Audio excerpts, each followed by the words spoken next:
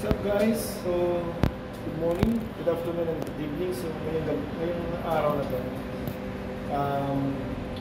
papakita ko sa inyo yung Hubbard Glaciers.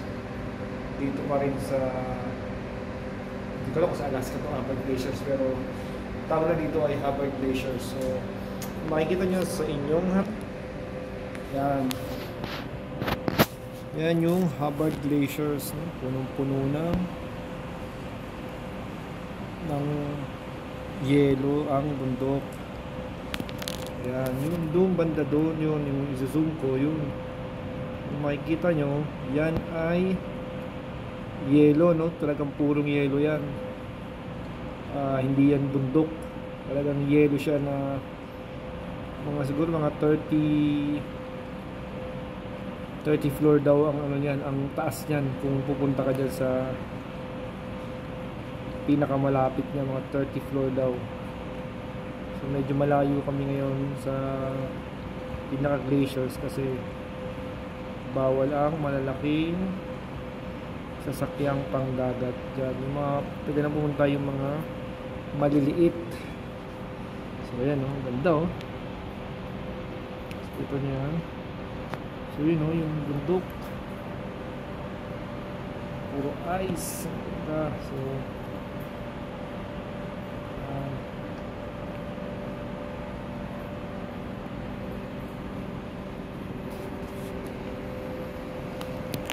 yan, so lilipat tayo doon sa kabila. Papakita ko naman sa inyo yung kabilang side ng Hubbard Glaciers. Ganda, no? Yan, no? Grabe talaga yung nature dito. Talagang sulit, no? Ito lang kagandahan sa trabaho namin, no? Na nag-i-enjoy ka na sa trabaho mo, sumusweldo ka na, tapos nakikita mo pa yung magagandang tanawin katulad nito na bihirang mapuntahan. Kahit siguro yung mga mayayamang tao dyan sa atin sa Pilipinas, ilan-ilan lang yung nakakapunta dito, na nakakarating dito. Tingnan nyo, ang ganda, oh. Kaya blessed kami na nagkakaroon kami ng pagkakataon na makita yung mga ganitong klaseng tanawin. Ayan, no? Ayan yung ganda. Ang bundok, oh. Ang yelo. At sa picture ko lang siya nakikita. Ngayon ay sa malapitan na.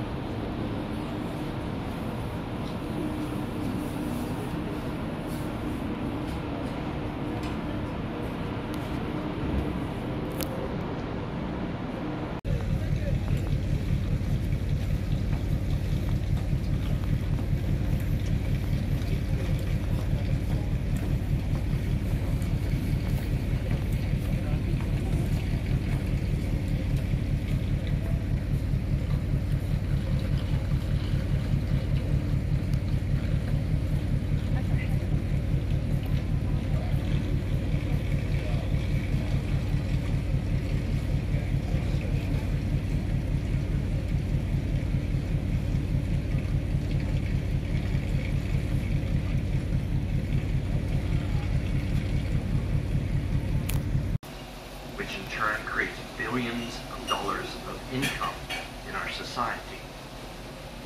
Therefore, we cannot afford to lose wilderness. Let me step.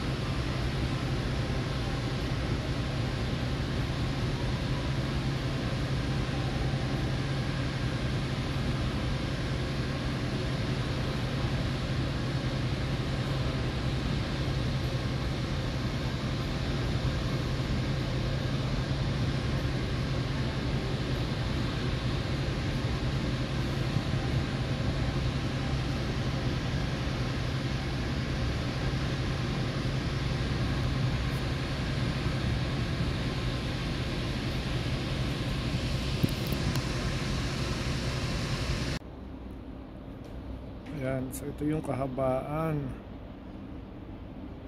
ng Hubbard, pero nasa kabila kasi yung mga ice.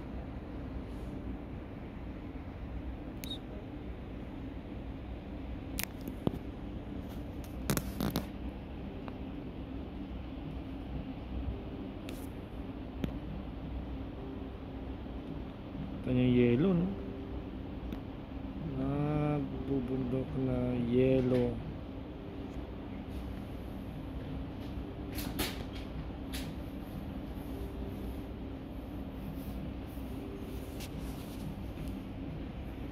Ganda ng view.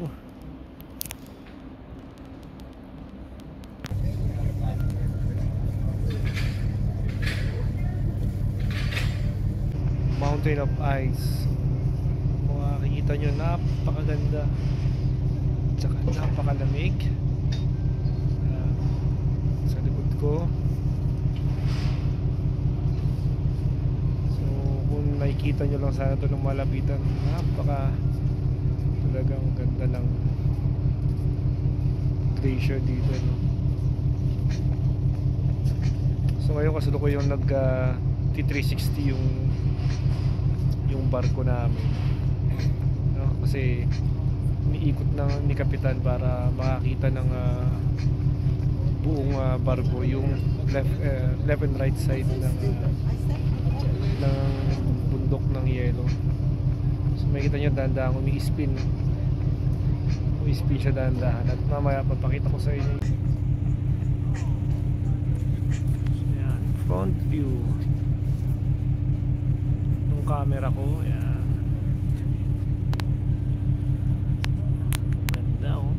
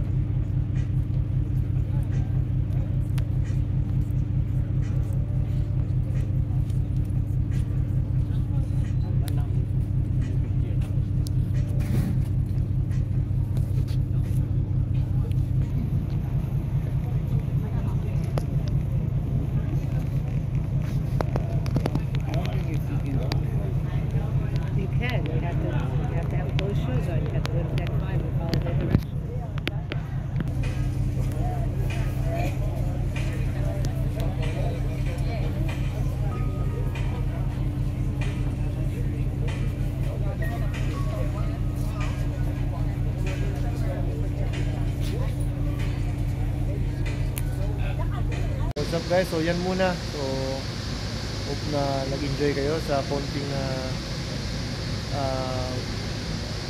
pakita ko ng scenery ng Hubbard Glacier sa Alaska. So hanggang sunod ulit na video, no? So again, please like, share, and subscribe again, and also watch sa marami ko pang video parating sa about sa Alaska. Ciao for now!